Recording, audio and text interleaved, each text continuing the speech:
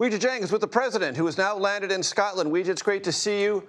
I know you might have something to say about what the president did or didn't do or suggested or might not have suggested intentionally or otherwise on Epstein, but I also know in Scotland there are developments with future trade talks and the European Union. Take them in whichever order you prefer. Well, we'll start there, Major, because the president did just confirm in the last hour or so that he added another meeting with a foreign leader to this trip to Scotland, which was largely going to be to visit his golf courses here at two various properties.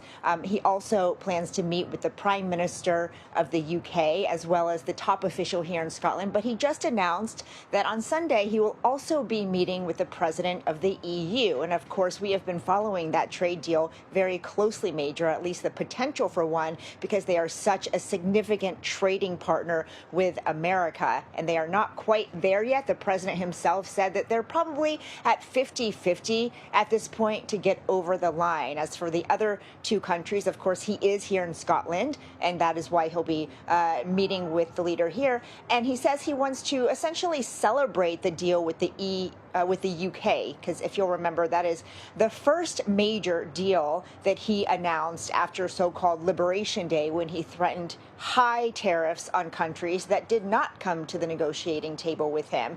And so this trip is a mix of pleasure and business, Major, and whether those deals come to fruition, we'll have to see as far as the EU goes. But it's a big one. It's important. And Weijia, since numbers around all now, the tariff as for Ghislaine Maxwell. Oh, go ahead. No, you, please. So I was going to mention that whenever the president talks about trade deals, we should emphasize that the numbers, 50-50, is the probability of reaching a deal, not what the reciprocal tariff rates could be. Yes, that is a very important distinction, Major, because 50 would be a lot for any trading partner. And so, yes, you're right. That's just what he's putting it at, saying, it might happen, it might not.